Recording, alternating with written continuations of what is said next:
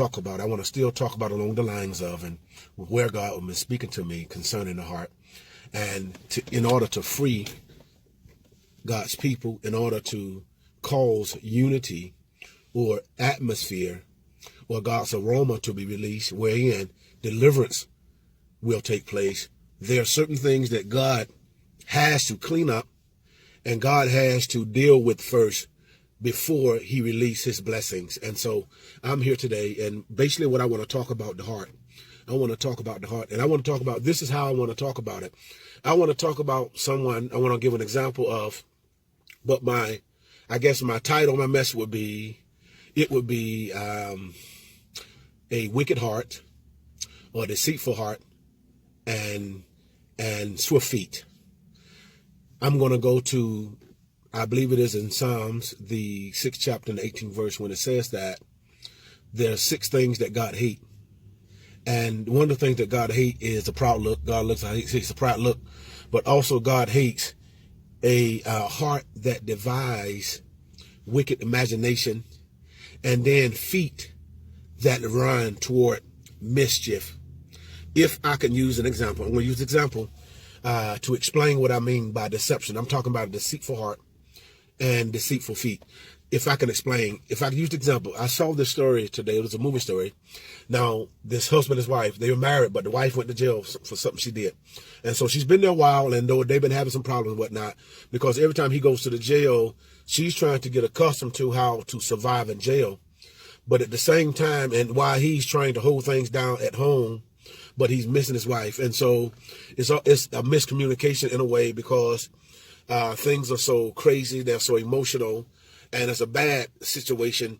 Both of them are emotional. Both of them have lost things and, lost each other, being with each other. So this one particular guy, he met this one young lady, and this young lady, she was the mother of his daughter, and they were in a relationship, and they had some legal problems.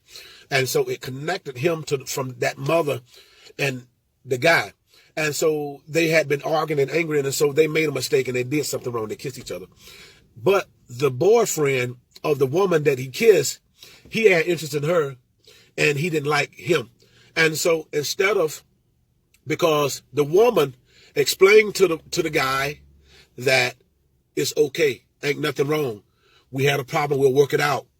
But the guy had an issue with it, but the woman was letting him know that we're not even in a relationship. So, mind your business and stay out of it. And so instead of him minding his business and staying out of it, he decided to leave that house and take a jet and fly all the way to the jail to let this guy's wife know what she had done, just to destroy their marriage and to get back with them. Now, what he did was wrong. It was wrong. It was wrong what he did, what they did. But it wasn't the other guy's job to go tell his wife. It was his job. And that's what he was doing. He was going to get on a plane because he felt bad. He made a mistake. First of all, let me say this. So some of you that are listening to me, when you make a mistake, realize that we all make mistakes. You're not God. You're human. That's why Jesus said, that's why there's salvation. That's why you need Jesus. See, because you need help.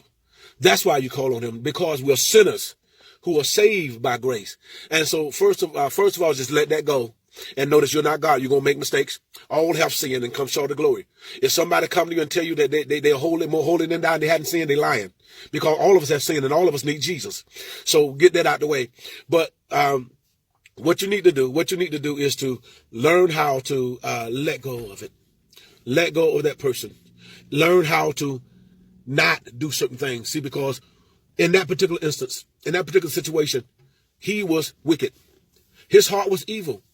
He had to devise something in his mind on what he thinks should be, or what he thinks should take place or happen, instead of allowing that husband and that wife talking. And so he took the power away from them to be able to communicate, even though it was wrong. But it was in his job to point out that it was wrong, not to her. But it was his job to be quiet and support them and be there if things work out, if they don't work out, because he was the friend of the other young lady. He was her friend. And so it was in his job. And so this is what I mean by wickedness. Heart in your imagination devising something evil to bring discord. This is what he did. It was in his heart to do something against him. It was in his heart to get back at him because they had an argument. They had a disagreement also in other situations. See, but in his heart had talked to him so much that his heart had told his feet to go tell it and tell his twist. See, this is the thing that God wants to kill. See, to tell the truth with the intent to destroy or with the intent to deceive is wrong, is not of God. It's wickedness.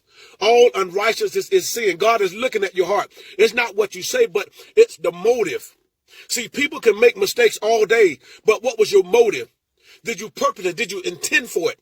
Did you maliciously try to do it? This is what God is looking for. See, because in the end, man looks at the outer appearance, but it's God that looks at the heart. Hear me. Remember, evil heart, swift feet. Amen. God bless you.